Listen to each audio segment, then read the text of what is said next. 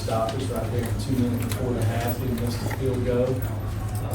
And then we didn't keep them out of the end zone, so they scored 9-7. 2 years in a row they've done that to us. And we've got to do a better job managing the clock and keep them where they don't get the ball there. I thought in the first half, I thought offensively we created some explosive plays. I thought Brian done a really good job in the first half. We've done a nice job for the tag team. I thought we competed hard running the football. Our skill players, made some nice catches for him out there, made some runs after the catch. For a while there, it was a good back and forth there. Defensively in the first half, we couldn't get them stopped. Some of that had to do with Georgia, some of it had to do with us. One of the first things you have to do is to be a good defensive team is you have to make the other team learn it. And sometimes tonight we didn't make them learn it. We had just a couple of hiccups, and with their quarterback, he's not going to miss it. Yeah, you make a mistake, he's going to take advantage of it. And they did that. In the second half, defensively, I felt like we didn't give up as many plays. Some of it might have been because maybe we scored the game, but for a long time there, we're down 12 and then we're down 15 points, and it's a 2-score game, and I think there was 3 opportunities for our offense to cut into that, and I think all but one of them, we moved the football a little bit, and we just didn't capitalize. There's lots of things that Brian's going to learn from this game, that will help him move it forward. I thought Jared made some good throws while he was in there. Done a nice job coaching Brian on the sidelines, what a true leader does.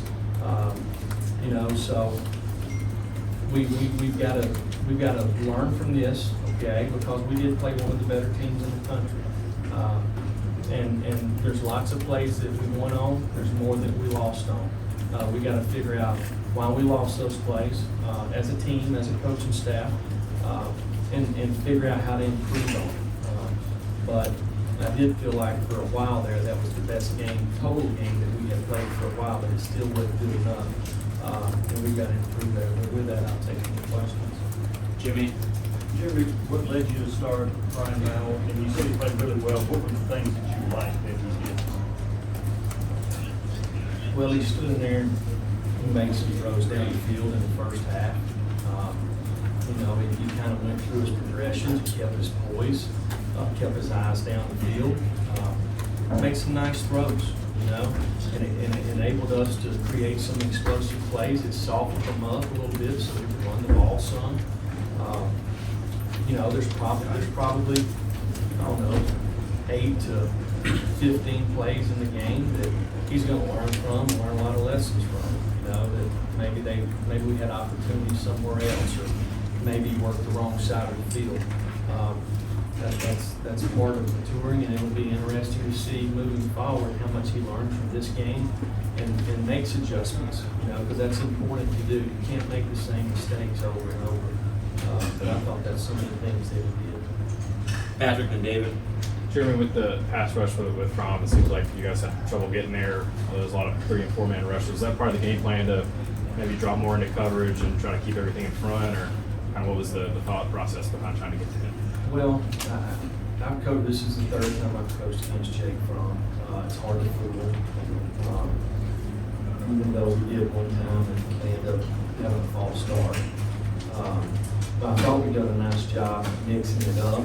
Normally, he keeps a clock in his head, in my opinion. It's boom, boom, boom. If it's not there, he'll throw the ball away. I know one time it was 3rd and 5, we dropped 8. That's unusual for us to do that. They were running mesh routes and crossers. Felt like it was a good call. We made a mistake on the back end because, normally we take flat players through as a corner in cover 2, but this week we wasn't going to do that. We made a mistake in the back end when the X ran under. There's nobody in the back half, right? So the backside safety rolled the post, but we changed how we're playing this week. We made a mistake. He comes back and throws the ball over the top. We ended up giving up 3 points there. We couldn't do it. But, sometimes when you're playing against a guy like this, you have to call the game backwards to give yourself an opportunity. Or you got to get up there and guard them, right? So one time we got up there and guarded them, and threw a 65-yard corner out, right? So if you're going to bring pressure and create one-on-ones, you got to win one-on-ones. We didn't win any one-on-ones tonight. And probably that's the end of the question. David, then Austin. Drew, what did Brian do to earn a start today, and how would you describe the impact that he had on the offensive power? Well, there's lots of things that kind of went into that. You know, sometimes, you know, change, you know, for one, when you put Brian in, and you let Jared come out, it takes a little bit off Jared. I think Jared had probably been pressing a little bit. You know, I said before we were going to play Jared tonight, Brian kind of got off to a fast start, so we kept him in there. But when Brian come out, Jared makes a great throw right over the middle there to extend the drive. But we just felt like it gave us the best opportunity to move forward for this game. I thought it worked well. With our team, we're so young, gaining experience in certain positions, that we have to go out and we have to practice, and practice like a game at least twice a week, okay, to get the right quality of reps. And we have to earn, that the players have to earn plays during that time. And that's what we try to do since we What about his impact? What about his impact? he made some good throws early on. I mean, we had some chances there and put some more points on the board, but I thought he done well for a half. First half was much better than the second, right? Austin.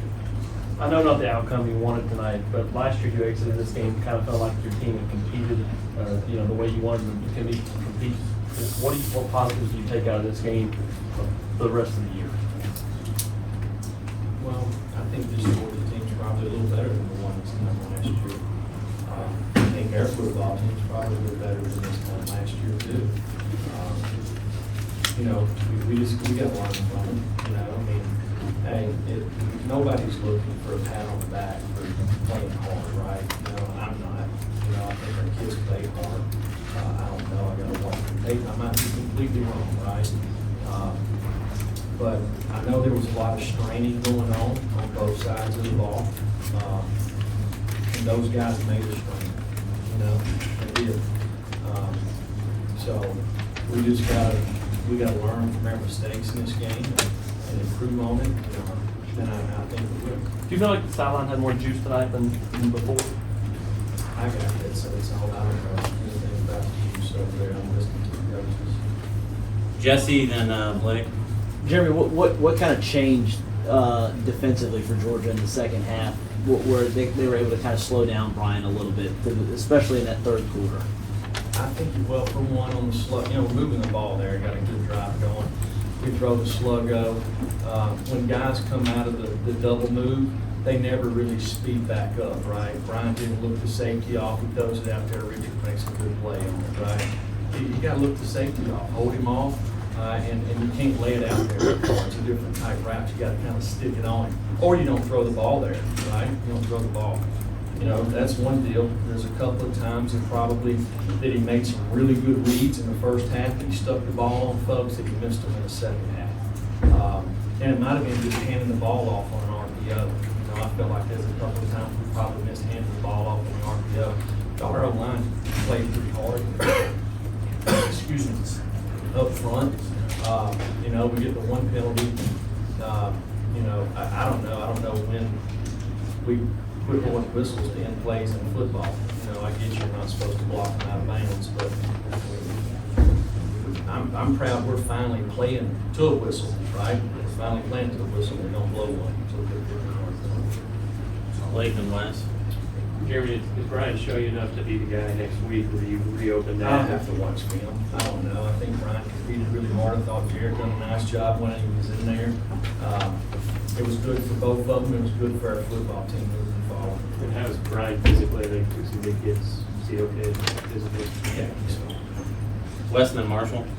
I mean, with Jennings, did you know going into the season that he would be this kind of a yak guy, that he would be able to kind of be so hard to get on the ground? Because, you know, he's not kind of a traditionally, you know, one of those speed runner type guys, but he just seems to make plays. Is that, Is that something you can tell going into camp, just how tough he would be to bring down? You know, Juwan really has not been healthy since we've been here. Okay, he's had 2 knee surgeries in the offseason, so he's not had a chance to practice a lot of ball when he's been out there at full speed. So all I know about Juwan, you know, from my practice and from playing is the guy's a competitor. Right? I mean, he is an ultimate competitor. He is. He competes every day. The guy loves the University of Tennessee. Right? We need more guys like him. Marshall? Jeremy, right over here to your right and back. You hit on Jared Giarantano, you know, being a leader and stepping up. You know, when Brian comes in as quarterback, how did that whole thing take place this week? Jared, you know, stepping up and being a leader, and you know, do you think that carried over into helping Brian out today? Yeah, absolutely. I can hear Jared hollering on the sideline, you know, watch your cat, watch this, watch that. I mean, you know, trying to help him. Jared's a team guy, okay? All right. Jared's busted his tail. You know, I've said today that you know, he's had lots of really good practices. I kind of put it like a basketball shooter. If you kind of go cold, you kind of charge yourself, sit down, watch it a little bit, and come back out there. He comes in on one play, makes a great throw right over the middle, you know? So, Jared's a guy that will help us win football games. Going to run back into that, okay? By his attitude and his work ethic. David? Yeah, what all did you kind of see tonight from Bauer in the second half? Do you feel like he was a little bit different? You talked about it a little bit, but did you see much change in him? Well, we scored 14 points the first half, and we scored in the second for an interception. You know, we just probably letting us clean, right? You know, I mean, until you watch the tape, it's hard to see. That's just kind of the big picture, you know. Trey?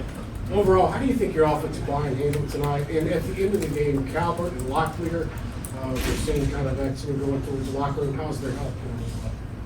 I've not had a chance to meet with training yet, so I think they're both. How do you think your offensive line played tonight overall in the run game? You know, I saw them awesome folks at times and pushing and straining, and you know, we created some positive runs there. Our back, you know, ran pretty good terms too. But some of it's about opportunity. You know, that's the one thing when you throw RPOs, it's the good and the bad, right? So maybe your offensive line has a chance to do something there, and the quarterback pulls the ball and shoots it out on the perimeter or something like that. So we'll improve with that as we go. Our offensive line continues to improve.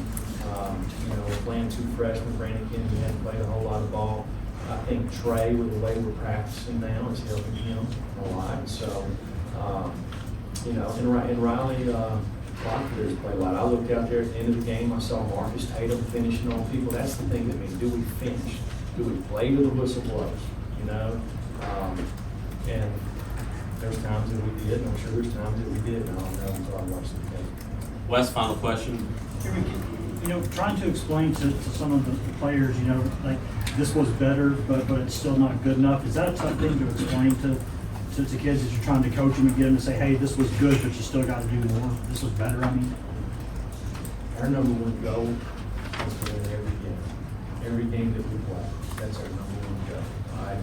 We don't walk out there and say, I hope we play good tonight, or I hope we play up good for the first half of this. Our goal is to find a way to win every game. And that's the bottom line. And that will always be our goal until we start doing that around here. You know, we're not going to stop. That's what we got to do. That's got to be the expectations. And so, hey, our kids hurt. Okay, they put a lot into it. But Georgia made more plays than we did. They probably done a better job coaching than we did. It all goes into it, right? It all starts at the top and rolls down. So we'll go back, look for film, and see what we can do to improve. Thank you, guys. Thank you.